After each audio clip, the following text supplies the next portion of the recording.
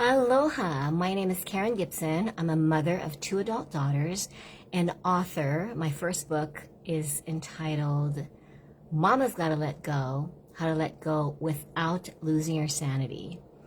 I'm also an educator. My business, Brain Builders, is a private tutoring company and it celebrates 25 years next month.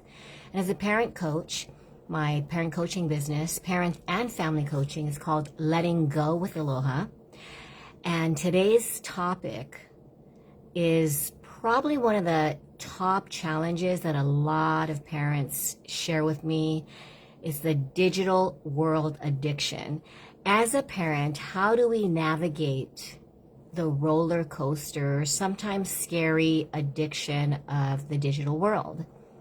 I would like to just share some of these concerns, right? What about like cyberbullying? Does anyone fear their child be actively, sometimes they're not even aware of the cyberbullying until a text comes in or they see a comment that someone had posted, especially if you're a teenager, you're just sharing your fun vacation and boom, unexpectedly, a comment comes in that hurts them, damages their self-esteem. Sometimes it can get so serious that they question their worth. So that's a definite concern, and what do we do about it, right? The next one is fear of watching or engaging in inappropriate content. I had a 6-year-old share his fear of It, the Stephen King movie, and I said, what are you doing watching that? And he said, oh, my cousin came over and we all watched it. But when we engage in, say, Mortal Kombat or these video games that seem so lifelike and entertaining, but it does affect your child's brain who's just developing. When you think about it, their brain is not fully developed till they're in their mid-20s. So just imagine all of these ideas and scary limiting beliefs. It actually affects their feeling of just, feeling safe. So that's definitely a concern. The third one is, do you ever think about, does the digital world is always texting and not really talking face to face or even on the phone? I noticed that a lot of kids just would prefer texting, and the real fear or worry that parents have regarding feeling confident in engaging in face-to-face interactions, which will happen, right? They will have to apply for a job, and even if it's remote, sometimes they will have to go in. I know my daughter has to go in once a week. Other times, they will have to go into the office. Or if you're working at a retail, or even if you're a realtor or a doctor, a lot of us have social anxiety. I do as well. And so I was nervous. I might be looking at my notes because I haven't talked about the navigating the digital world talk. So forgive me if I'm like looking down, looking around.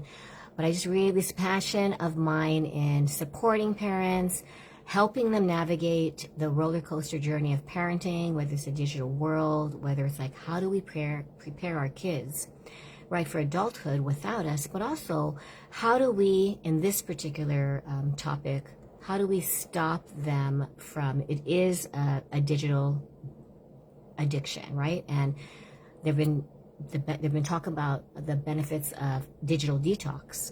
I mean, think about it.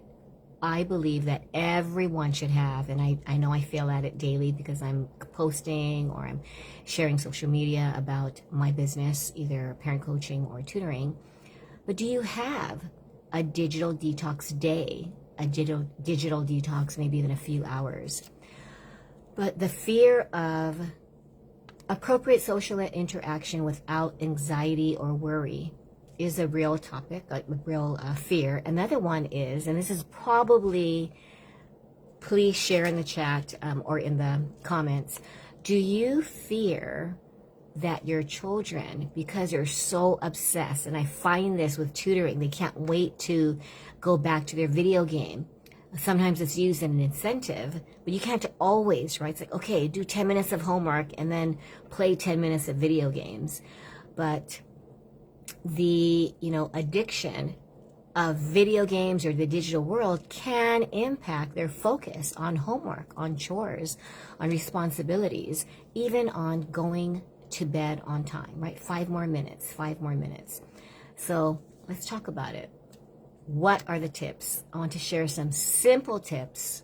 They're simple, but they do take discipline, practice, and knowing that it's okay if your kids have a tantrum. You are rewiring their brains.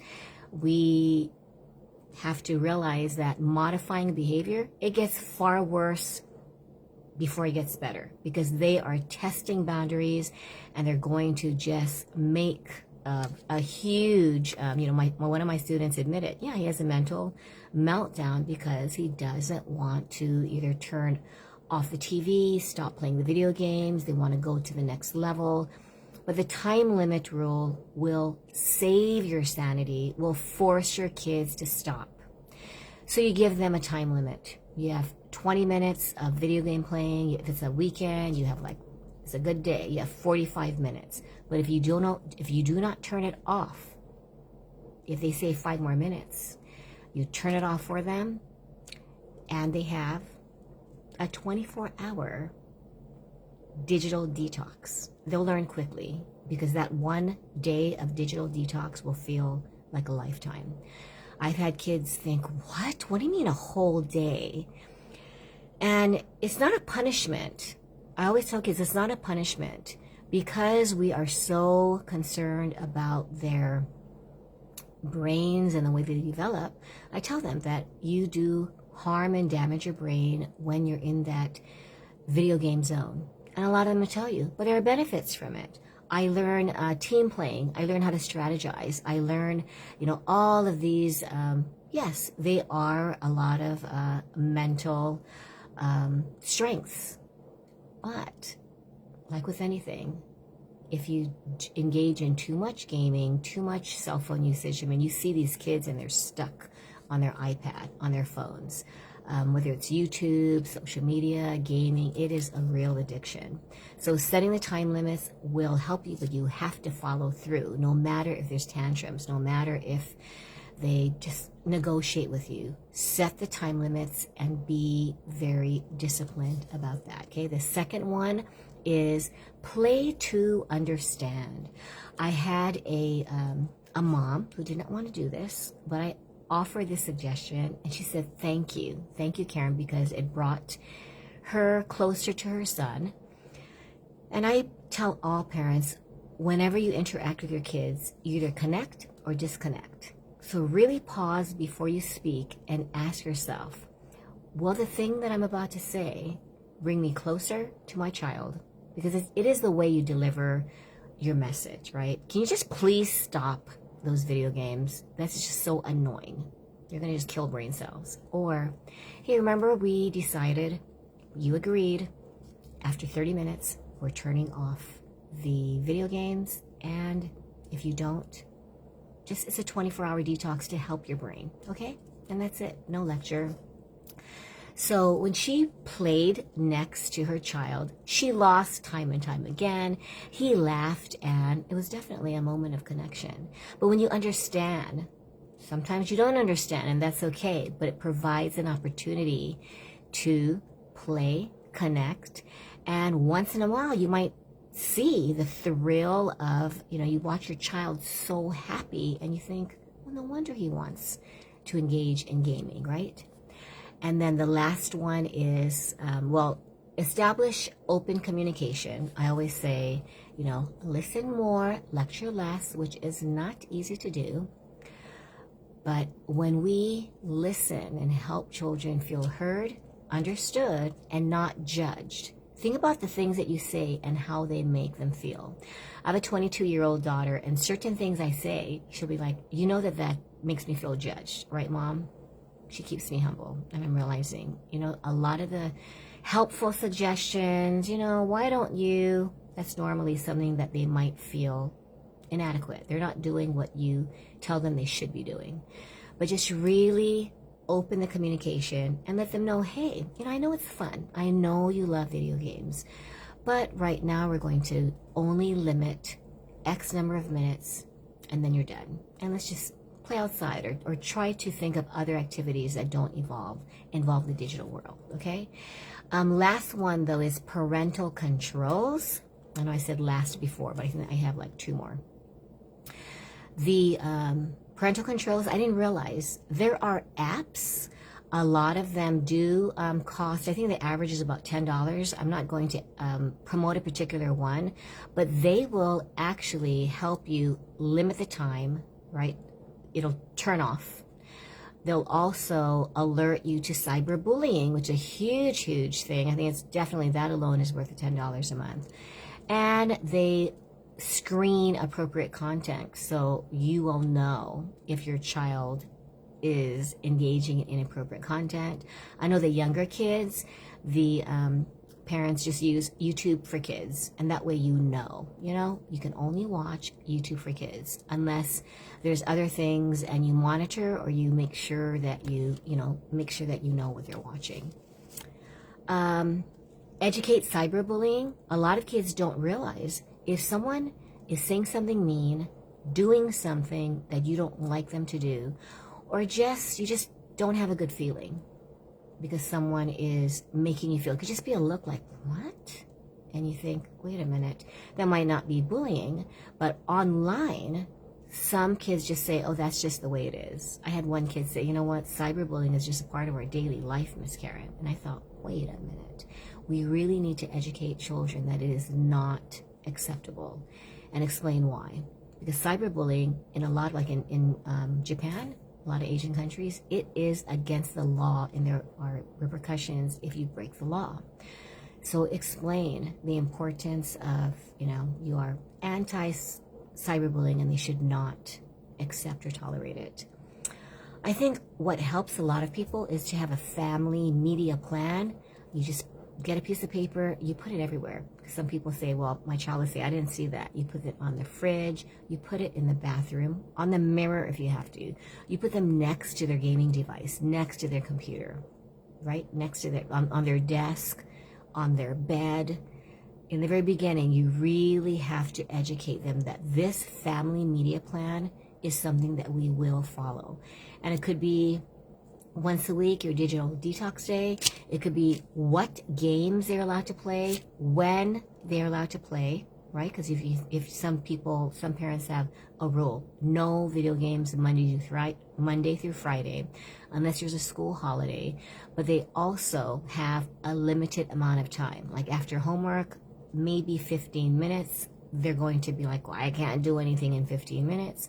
Well, it's an opportunity to play just a little. Other people say, absolutely no video gaming until the weekends. And you do have a limit. Some people say, you know what? It's the weekend. Go ahead and play for a solid hour or 2. It'll seem like Christmas to them. And just know that after those 2 hours, that's it. I have a lot of teenagers. They can play up to 6 hours a day. When their parents go to sleep, they're gaming. Do you know? You don't know unless you actually make sure that the internet is turned off, right? You change the Wi-Fi password. You make sure that there is no possibility. And kids are really bright these days, so they might find a hack, but at least you instill the consequence if they do break rules, and you stick with it no matter what. Because I know the crying and the conflict sometimes leads to, okay, now I give up. And then also, I love, like, the best tool, I'm letting you know, is just love, understanding, and just having meaningful connections. It could be during family dinners. Obviously, no electronics during family dinners. I know sometimes my husband and I are like the only ones, but we might be, he's in charge of the golf club, so he might be sharing something about the upcoming golf club. I might be sharing an upcoming talk or class that I'm doing. But we really should stick to the family rules, and it is an opportunity to connect during mealtime. And another opportunity is just have tech-free play. Someone I interviewed, I do have a podcast called Letting Go with Aloha on Spotify, so you guys can check that out. But she was an expert on nature play. She said that statistics show that 10 minutes of unstructured play in nature, that could just be going in your backyard. There are no goals, no rules. You just say, hey, have fun. And they might be bored, but give them time. They'll pick up a stick. They'll just, kick a ball. They'll amuse themselves, even though they say, this is boring. I don't know what to do. Well, I'm setting the timer. You come back in after 10 minutes. They will get used to it. And actually, some of my students look forward to their unstructured playtime. And then, once again, I'm going to reiterate, screen-free day weekly. If you can't do the weekly, maybe in the evening, right? Maybe just for a few hours and slowly work up into the entire day. Take a family drive. We did this once, and sometimes you see places that you never really saw. You bring the dogs if you have pets, and just drive. Play music. Everyone gets to play their favorite song. Talk, share, laugh. It can be very, very healing. Walk around the neighborhood. Play fun games. I have this one dad that I interviewed, and he does every Wednesday night is family board game night. So look up fun games. You can do card games, you can do charades, but something where you are interacting without electronics. So I just want to end right by saying that we really need to teach kids to enjoy life without needing to be glued to their screens. I think with us too, sometimes entertainment is TikTok. Sometimes entertainment is making, those funny Snapchat filters and just laughing. I remember one day I have a 22-year-old and a 28-year-old. And one day during the Christmas holidays, I heard them just laughing hysterically. And I went upstairs and they were just doing, funny Snapchat filters and mom, look at this, and laughing. And I thought, sometimes digital entertainment does, it's fun. Who doesn't want their face morphed into a dog? Or I know we had one where no matter how much you smile, your face is really, really sad, or you turn into one of the trolls from the Troll movie. So I'm not saying no digital play, but my whole thing is just learning to navigate it, whether it's time limits, whether it's installing a parental control, creating a family media plan, or just having more family time doing something other than being on electronics. So if you want to contact me, my Instagram is Karen KC Gibson. I also have a Facebook group called Letting Go with Aloha, and it's public, so you can just check me out there. I also have a YouTube channel, Letting Go with Aloha. I have 100 parenting tips on there as well, 100 parenting tip videos that actually turned into a book called 100 Parenting Tips Inspired by the Pandemic. So I hope you found some insight and just tips to use so that you feel more confident navigating the digital world. Thank you, Tracy, for giving me this opportunity to share my mission, my passion to revolutionize parenting so that we can confidently and effectively navigate the parenting journey. Enjoy the rest of your day. And I just wanted to add, if you're watching the replay, put #replay and one takeaway that you gained from the tips that I shared. Bye.